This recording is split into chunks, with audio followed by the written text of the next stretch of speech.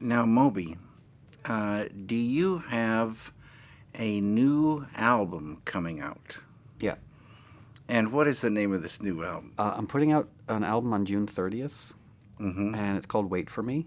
Uh-huh. And in a roundabout way that you might not be aware of, you're actually involved in the record, because I heard you speak at Bafta about 14 or 15 months ago, I British remember that Academy night, of yeah. Film and Television, and you were talking about creativity, and I'm going to paraphrase, but you said something to the effect of creativity in and of itself is fine and beautiful. And hearing you say that creativity is beautiful, it just struck me like an epiphany. I was like, he's right. Creativity in and of itself is great. And our lives should be spent in service of making great art, not accommodating the marketplace. So in making this record, I just wanted to try and make something beautiful and emotional and melodic. And I don't know if I've accomplished that, but those are my intentions. Well, I have heard a couple of those pieces, and they're really thrilling. Oh, thanks. And did you send a piece over to me one time? Yeah, every now and then I'll be working on music, and there'll be something in the music that presumptuously I think you might like. And so, bandwidth being what it is, I'll send you a song, and I figure if you have some free time, you want to listen to it, maybe you'd like it.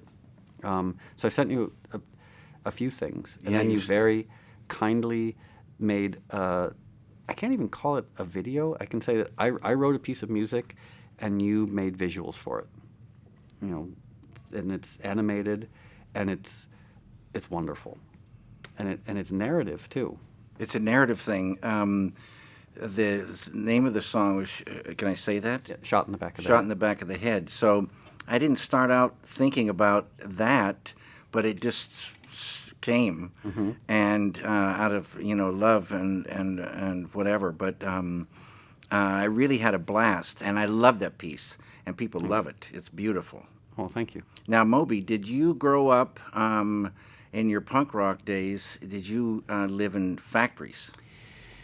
As a matter of fact, I did. But old factories, the desolation and like the entropy of them, because they're such sturdy structures, normally things, when they're abandoned, collapse. But what's great about factories is they're abandoned and they stick around, and the bricks become interesting and the floors get dusty and interesting, and especially when the old machinery is too heavy to move, so they're just like, we're just going to leave it. You're talking my talk. Yeah. So I love that preserved entropy. When human structures are just left on their own. Yeah. I like, it's so against what is happening in the world, with green buildings and sustainable living.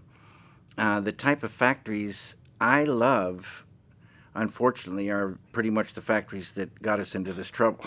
Yeah. And so I love oil-impregnated ground, nothing green, zip. If they're trees, it's winter and they're black. These are buildings like cathedrals. Yeah. And they're empty, except, like you say, a lot of times there's machinery, all kinds of electrical things going on. But nature's trying to reclaim it. So there's so many textures throughout. And it's so mysterious to go through them. And there's mood, and I just love it. Yeah. I completely agree. Yeah. And I sort of, actually, where I live now, where my studio is an old factory.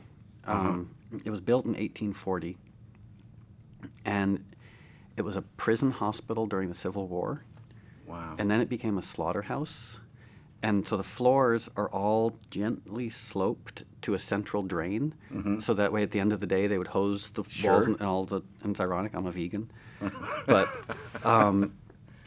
it's been so many different things. And then the Mafia had it for a long time. Lots of bands rehearsed there. But what makes it particularly interesting is it's 3 levels of basement. And then you've been down exploring? Oh, all the time. Yeah. Yeah. I love it down Yeah. They're actually, parts of it might be a little haunted because there's some areas I don't like to go to. Sure. And it's very labyrinthine. Uh-huh. Yeah. Yeah. It's really great, Moby.